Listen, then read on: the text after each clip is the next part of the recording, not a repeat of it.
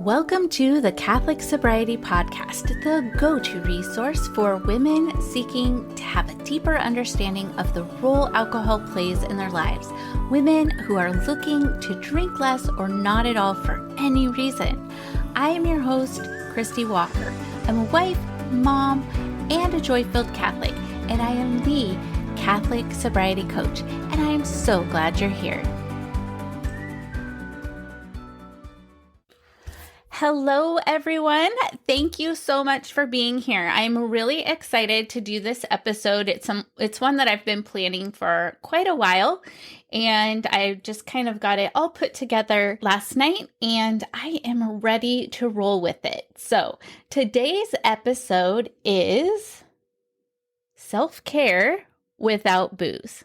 So contrary to popular marketing and beliefs and what people say on Instagram and everywhere else, drinking alcohol is not self-care. Let me say that again. Drinking alcohol is not self-care. It's not a way to cope with your motherhood. It's actually something that I've talked about a ton on my show, and so you can go back and listen to episodes, but it actually doesn't help with all the things that a lot of times women consume alcohol to try to alleviate. So it actually increases your anxiety and depression. It leaves you feeling kind of grumpy, not feeling well the next day.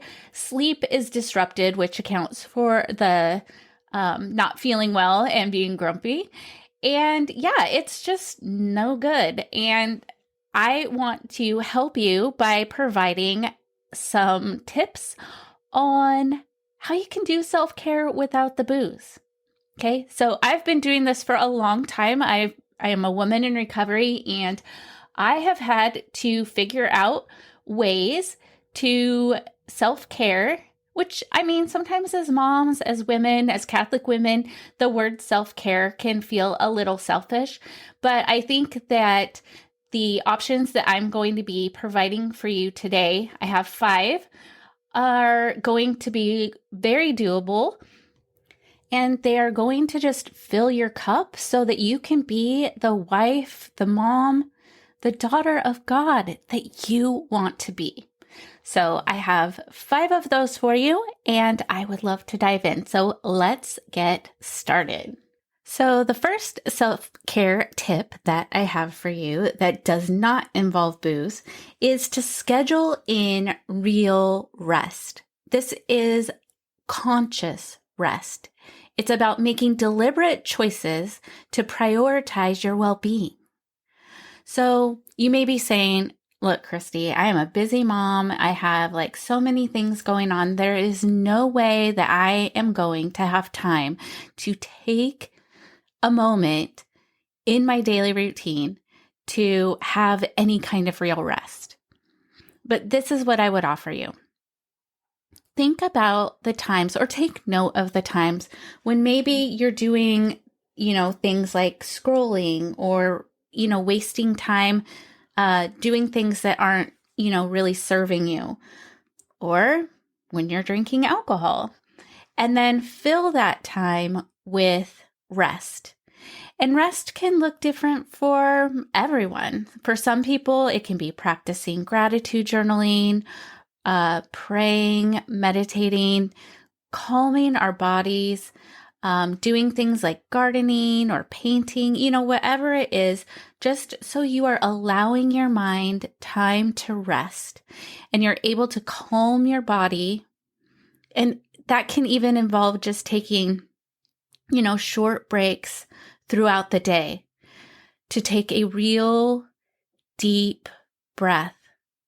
Because honestly, we all just walk around all the time breathing so shallowly. I didn't realize this until my coach brought it up to me, and I was like, you are so right. So now I try to really take moments when I just take a breath for me, and it just calms down my nervous system. And I just feel so much better after, a few deep breaths. So even if you can grab those short breaks throughout the day, that would be an amazing gift to yourself.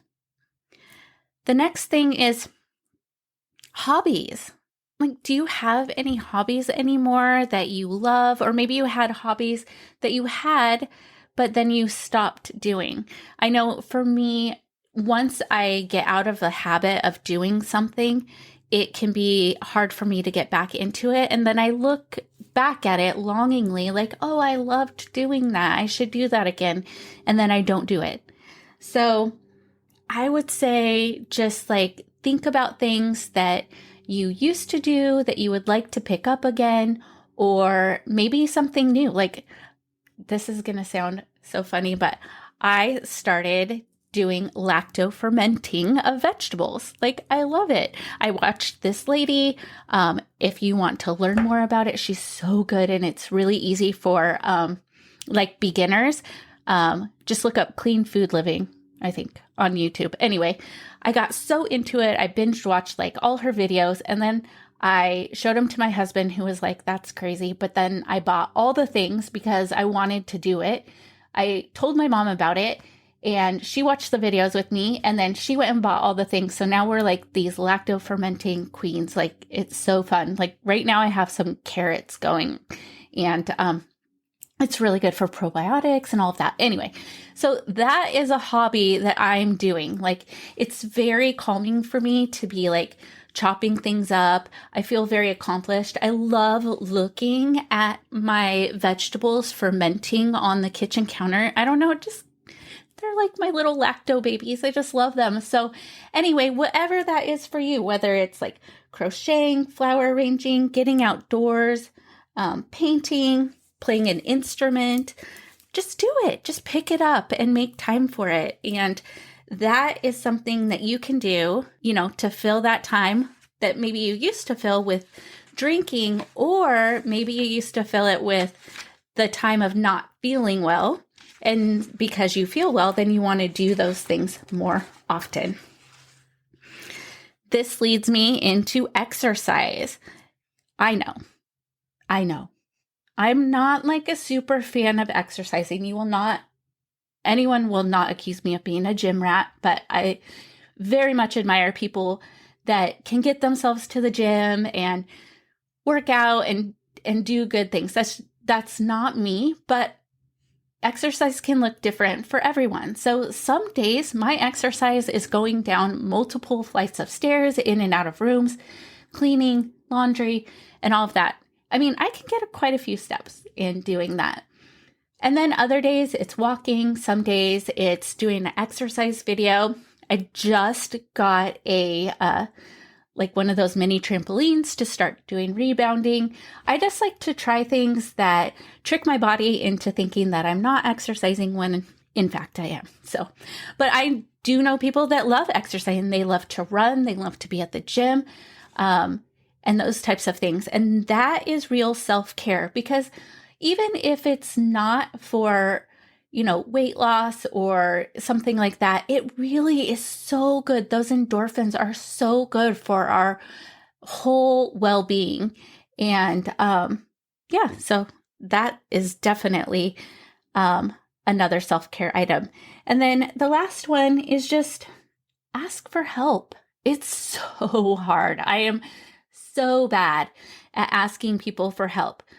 However, once I was able to change my mindset around asking for help and realize that doing so not only blesses me, but it blesses the person who is providing the help, that made me think about it in a completely different way.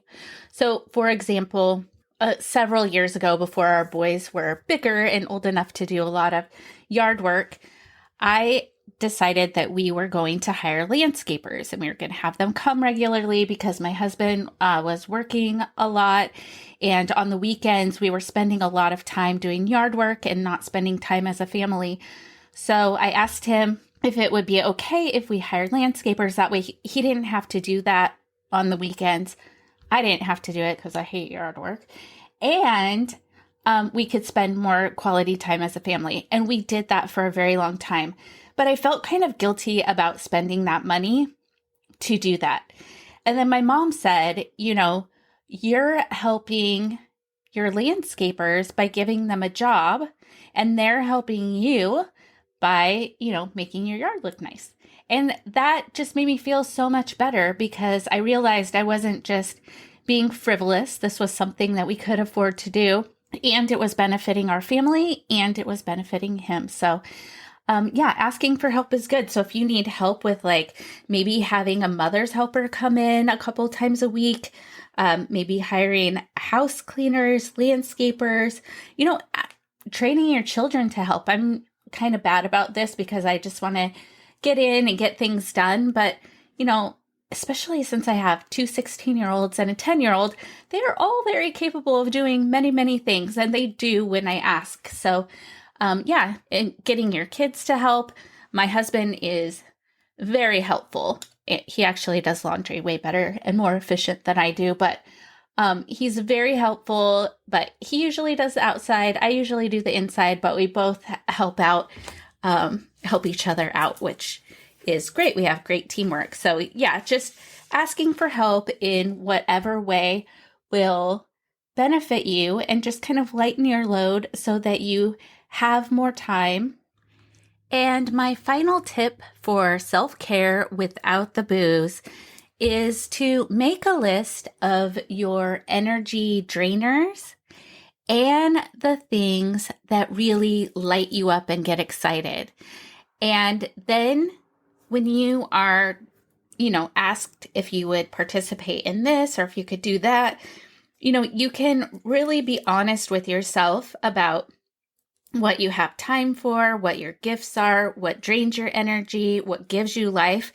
And that will help you determine now and in the future what you need to say no to so you can say yes to those things that really fill your cup and help you to achieve the goals that you want to so that you can live a life you love, a life that you don't have to feel like you need to escape from by drinking alcohol.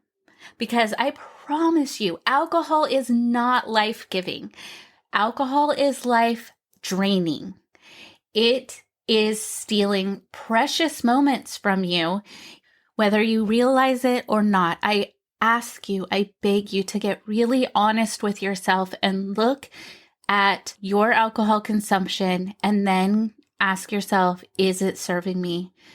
What does alcohol bring to my life and what does it take from my life?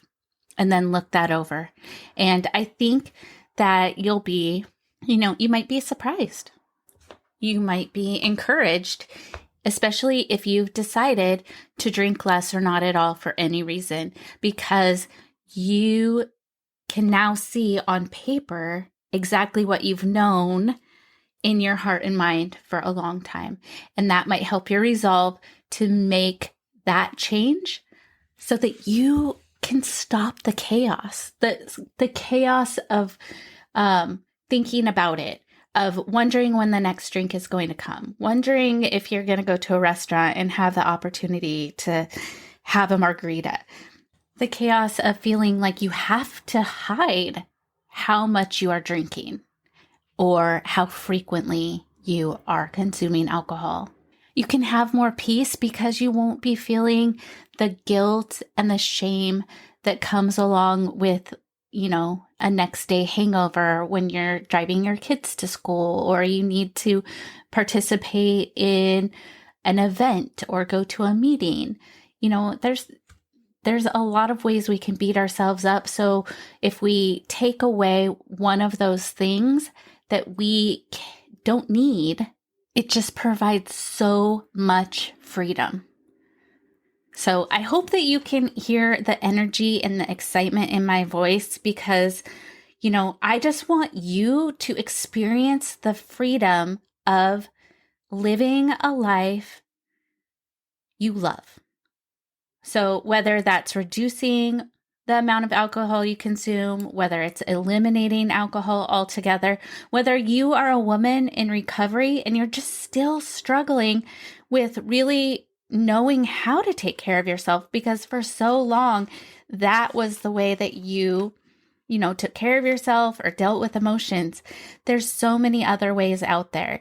And if you are struggling at all, I am here to help you. I am a Catholic life coach who works with women in recovery or those looking to drink less or not at all by helping to remove the obstacles that are just keeping you stuck.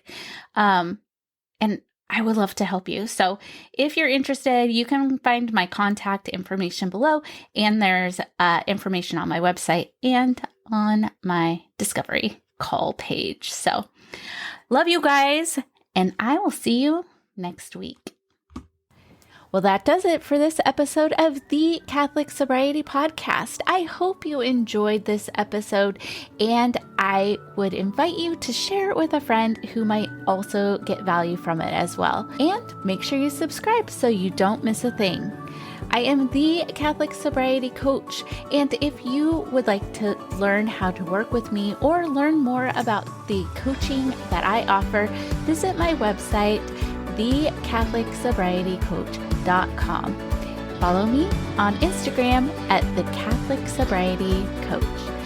I look forward to speaking to you next time.